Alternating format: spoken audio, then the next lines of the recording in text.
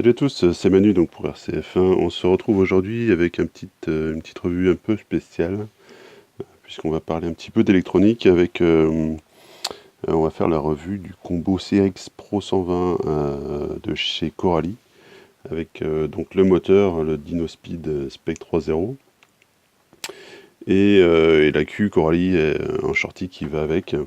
Donc ce sera un test qui sera vraiment orienté donc F1, puisqu'on parlera quasiment pas de timing ou de turbo pour ce test, puisque c'est pas des paramètres qu'on utilise souvent en F1. Là on va surtout parler de la fonction Blinky pour ce variateur.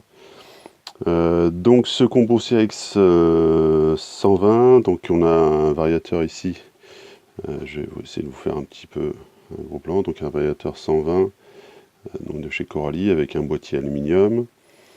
Donc on a une petite rampe de condensateur classique, le bouton ici pour allumer et pour éteindre, et également pour régler la course de votre radio, je vous la montrerai tout à l'heure. Et ici une petite prise donc pour le ventilo, alors le ventilo est dans la boîte, et une autre prise à côté pour le réglage avec la box. Alors la box ça ressemble un petit peu à ça, donc on va la brancher tout à l'heure, puis je vais vous montrer un petit peu les menus qu'il y a dedans. On va continuer la présentation. En ce qui concerne le moteur, donc le moteur lui c'est donc comme d'habitude, c'est un moteur 21,5 tours. Donc c'est le DynoSpeed Spec 3.0 avec à l'arrière, donc on a deux positions pour le capteur. Je ne sais pas si ça sera très visible. Voilà, deux positions pour le capteur et le réglage variable du timing mécanique hein, sur la cage. Et puis à l'avant, bon, c'est classique. Pour l'axe, c'est standard. Donc voilà, là-dessus, il n'y a pas de souci. Et la Q, lui, donc c'est un 4800. Donc en shorty, qui est assez petit d'ailleurs, on notera un petit peu plus tard dans la revue, qui est un petit peu plus petit que le standard généralement utilisé pour les shorties. Alors ça a des avantages et des inconvénients, on y reviendra un petit peu plus tard. On va commencer d'abord par vous parler des fonctions de base, donc de ce qu'il y a pour le variateur. Donc le variateur est livré dans une boîte comme ça. Dans la boîte, donc, on aura bien sûr, comme je vous l'ai dit, les câbles moteurs, donc le variateur, la rampe d'accu, le ventilateur, et on aura donc deux manuels, donc un manuel en anglais ici, et ce qui est pas mal, un manuel en français et en plus en couleur, pour ne pas gâcher le plaisir, donc c'est pas mal, qui explique un petit peu tous les réglages. Donc, dans ce manuel, on va notamment avoir toutes les spécifications, donc la limite des moteurs utilisés. Donc pour du 2S, ça va être 3,5 tours en piste, 5,5 tours en tout terrain. Pour du 3S, 5,5 tours en piste et 8,5 tours en tout terrain. Donc le poids 52 grammes avec le ventilateur 59 grammes. Donc c'est plutôt orienté piste en général, mais ça peut très bien aller dans un TT. Un petit TT indice, ça peut marcher aussi. Donc au niveau des fonctions qui sont intéressantes dessus, donc ça marche en sensor et sensorless. Donc comme je vous l'ai dit, il y a du boost et du turbo, il y a donc le contrôle notre gaz-frein. Il y a 10 profils en fait qui sont utilisés pour ce variateur, qui permettent en fait de changer rapidement de paramétrage. On prépare ces profils à l'avance et puis on les change directement avec le boîtier. Donc il y a un booster, un bec de 6 volts 3 ampères, donc c'est pas mal pour les cerveaux qui demandent quand même pas mal de courant, hein, notamment sur les TT qui demandent des gros appels de courant, ça peut être pas mal. Donc il est donc programmable avec la Smartbox, comme je vous l'ai montré. Il y a également existe un module Wi-Fi qui peut se brancher dessus, avec un logiciel, alors je sais pas si je l'ai pas testé moi, je crois qu'il est compatible Android, je sais pas s'il existe sur iOS, il faudra regarder, j'ai pas cette info. Donc du coup il est mis à jour avec le logiciel TC-Link. Alors le logiciel TC-Link, j'ai regardé sur le site de Coralie, j'ai pas réussi à le trouver, apparemment il faudra le demander directement, envoyer un mail à Coralie pour qu'il vous l'envoie. Donc moi c'est pas un test que j'ai fait, mais bon avec les fonctions de base déjà on s'en sort pas mal, mais ça peut être intéressant pour mettre à jour le firmware par exemple. Donc ça peut être pas mal, ou programmer ses profils, ça peut être plus rapide que de le faire par le boîtier. Et puis pour les fonctions de sécurité, donc la protection de cut-off pour les lipos, une protection thermique pour le variateur et pour le moteur, ça c'est pas mal. Et une protection en cas de perte de signal de radio, il y a un fail-safe, donc qui coupe le moteur. Donc tout ça c'est pas mal. Donc dans la doc, il vous montre un petit peu les branchements, hein, donc bon, pas de difficulté là-dessus. On va faire vite fait la séquence d'appairage. Donc pour avoir le neutre, le gaz et la course des gaz et la course des freins. Donc, alors on refait donc la procédure pour les gaz. Donc on reste appuyé 1, 2, 3 secondes jusqu'à ce qu'on entende le bip. Donc là on va valider la position du neutre. On met plein gaz ici à la gâchette. Voilà. Ça fait 2 bips. On met plein frein. 1, 2, 3. Et là le boîtier se remet à clignoter. Ça veut dire qu'on est bon. Donc ça veut dire qu'il a appris ses courses. Donc là-dessus, pas de difficulté. On va aller voir maintenant ce qui est un petit peu dans la programmation. Donc il y a un petit capuchon de protection en caoutchouc là, pour éviter les saletés. Donc ça se branche avec un petit câble de cerveau classique, 3 branches. Côté box, c'est la même chose. Donc bien mettre l'appairage du bon côté. Et on allume. Donc on a la version du firmware. Et après donc ça se connecte à l'ESC. Et donc on rentre directement dans le paramétrage du variateur. Donc on monte en fait, on descend avec ces boutons, puis on valide ici. Donc on voit qu'on peut régler donc la valeur du cutoff. Donc la valeur du cutoff par défaut, donc c'est 3,2 volts par cellule. Et après si on fait un réglage particulier, c'est le réglage de la totalité de l'accu. Donc il faut faire attention à ça. Ok. Hop. Je crois qu'on n'est pas parti du départ. Voilà, on va commencer depuis le début. Ça sera mieux. Ouais, je crois qu'il garde en fait en mémoire le dernier paramétrage qu'on a fait.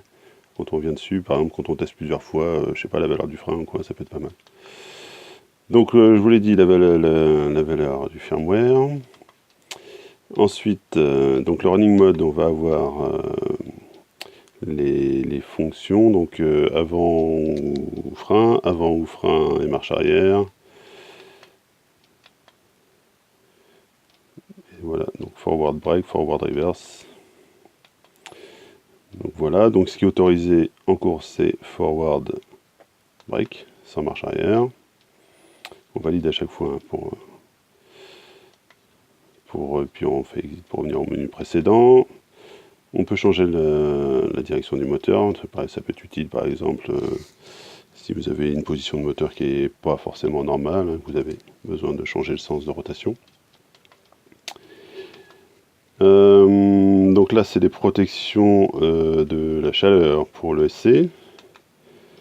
Donc protection 85 ou 105, ou pas de protection ou 125. C'est la même chose, on va retrouver ensuite la même chose pour le moteur, 85, 105 ou 125, ou pas de protection. C'est comme on voudra. Ensuite, donc le bec. Alors ça peut être intéressant ça si on veut, si on a des cerveaux qui sont digitaux en 7,4 volts, pour avoir un petit peu plus de patates. C'est pas mal, donc c'est réglable. Donc là on est sur la marche arrière, donc c'est le pourcentage de vitesse de marche arrière. Le cut-off je vous l'ai montré tout à l'heure. Alors la courbe de gaz, donc on peut choisir en linéaire ou custom. Bon, linéaire c'est généralement ce qu'on va mettre. Le punch rate switch point, Donc ce paramétrage en fait il va vous permettre de découper en deux parties la courbe des gaz. Donc il y aura une première partie, ce sera de 0 à 30%, donc ici 50%, et la deuxième partie de 50 à 100%.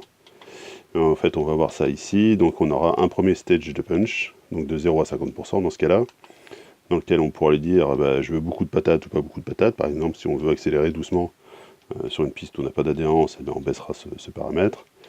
Donc on pourra mettre strong, modéré, ou faible, ou très faible. Voilà. Et puis la même chose donc pour le deuxième stage, donc de 50 à 100%, donc exactement. Pareil, si on a du grip ou pas de grip, on pourra gérer sur cette courbe. On pourra faire exactement la même chose. Ah pardon, avant il y a throttle deadband. On pourra faire exactement la même chose sur les freins. Le throttle deadband, donc c'est le temps de rafraîchissement de la bande passante pour les gaz. J'ai jamais trop su comment ça se paramétrait. Et donc pour le frein, donc brake input curve, c'est exactement la même chose. Donc on va retrouver linéaire avec quand même le réglage du drag brake en plus. Donc le drag brake, je vous rappelle, c'est le frein moteur. Donc quand vous lâchez des gaz, c'est cette valeur qui va prendre dès que vous lâchez. Donc on peut bien sûr le monter, le démonter, le diminuer, voire ne pas en mettre. Là-dessus, il n'y a pas de difficulté. Et puis la force du frein, donc de 1 à 100%. Alors l'initial brake, c'est la valeur du frein dès que vous touchez, dès que vous mettez la gâchette sur la position frein. Et on va retrouver notre brake rate switch, donc 50%, donc pareil, là de 0 à 50, je veux un frein qui est modéré, et par exemple de 50 à 100%, je veux qu'il soit très fort. Voilà, donc c'est pas mal, ça permet un petit peu de varier ces courbes de gaz et de frein, donc ça permet un choix assez sympa. Et donc là après on arrive aux paramètres dont on ne touchera pas dans cet exercice, donc on ira quand même, je vais quand même vous les montrer. Donc le boost timing, hein, donc 0 degré si on veut du blinky, le boost start, le boost end, turbo timing, turbo activation, full throttle, donc le délai de mise en route du turbo, le délai de mise en route du turbo avec la valeur de tours par minute.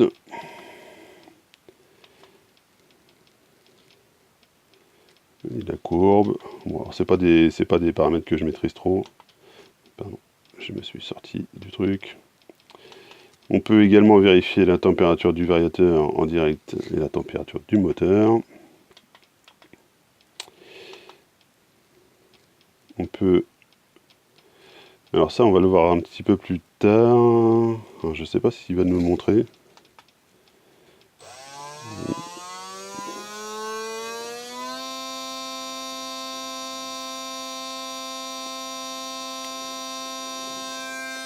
Ouais, j'avais déjà testé ça et puis il était resté à fond. Donc c'est un test qui est, je sais pas si c'est vraiment ce que ça donne. Donc normalement c'est censé donner la valeur de décalage de la cage derrière. On le verra après dans le test. Ouais, c'est bien le même problème que j'ai eu la dernière fois. Donc c'est un test qu'on refera avec le branchement préconisé par la doc. C'est un branchement spécial avec le cap sensor et puis une prise d'équilibrage. Donc après, ouais, je sais pas pourquoi ils le mettent dans ce modèle là, peut-être c'est pour voir. On va avoir le nombre de pôles du moteur, le gear ratio, ça je sais pas à quoi ça sert. C'est peut-être pour vous donner un... Ouais, voilà, ça va donner une vitesse. Et donc là, on va retrouver nos profils. Donc des profils 1 à 9. Et on va pouvoir les modifier et les sauvegarder. Donc ça, c'est pas mal. On revient sur le menu avant les paramétrages de SC. Donc on va découvrir également qu'on a un battery monitor en fait qui permet de se brancher ici là. Donc il va vous donner cellule par cellule la tension. On a également un ppm monitor. Alors le ppm monitor, qu'est-ce qu'il fait? Je ne sais plus. Qu'est-ce qu'il fait le ppm monitor? C'est une bonne question. Je ne sais plus ce qu'il fait le ppm monitor. Donc quel voltage? Une fréquence? Je ne sais pas. Donc il y a un servo-testeur, alors lui c'est un petit peu une usine à gaz qui va vous permettre de... Je vais vous montrer, parce qu'il y a une petite doc avec le boîtier ici, là, qui vous explique tout ça. Et le servo-monitor, hop. Ah oui, le ppm monitor c'est pour tester la sortie... Ah oui, le nombre de pulses qui sortent du récepteur. D'accord. Ouais, ça peut être intéressant éventuellement, si on n'est pas sûr de son récepteur. Savoir à quelle fréquence ça sort, combien d'appuitions par minute, etc. Alors, il est où ce testeur de cerveau? Cerveau-testeur, voilà. Alors, voilà toute la doc pour le testeur de cerveau. Donc en gros, on peut tester en microsecondes, en hertz. On peut tester en mode swing mode ou manuel mode. Donc voilà, donc ça permet pareil de voir le nombre de pulsations par seconde en microsecondes. Bon, alors, moi c'est des chiffres qui ne me parlent pas trop. À voir après pour les spécialistes de ce genre de cerveau. Alors ça peut être utile, par exemple si on veut vraiment tester les valeurs intrinsèques d'un cerveau et les comparer avec d'autres. Ça c'est pas mal. Et puis on le verra exactement la même chose pour le KV RPM. Ben, je vais vous le brancher un petit peu. On va prendre une petite pause et puis je vais vous brancher ça, puis on se revient, on voit ensuite pour tester ça. A tout de suite.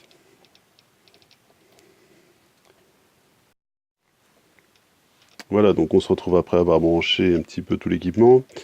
Donc le branchement c'est pas compliqué, donc le câble de cerveau qui va donc, à la box.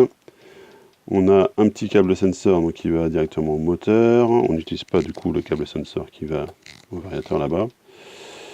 Et puis une prise d'équilibrage. Alors là j'ai pris un deuxième accu, mais bon si vous avez une prise d'équilibrage directement sur l'accu principal, là-dessus il n'y a pas de souci. Donc la prise d'équilibrage se branche sur le testeur de ce côté-là.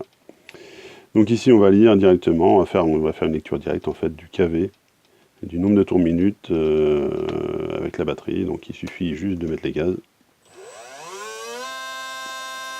Et voilà, donc on a la lecture du KV. Donc on va pouvoir tester comme ça directement les moteurs. Ça va vous permettre déjà de savoir. Alors c'est pas une valeur intrinsèque, enfin ça n'a pas de valeur sur la performance du moteur. En gros ce truc, ça va juste vous donner le nombre de tours minutes, ça va pas vous donner le couple par exemple du moteur. Donc bon c'est à prendre avec des pincettes, mais bon ça peut déjà permettre de savoir si un moteur a plus de pointes qu'un autre, etc. Donc ça c'est pas trop mal. Ça permet de faire des tests intéressants dans ce sens-là.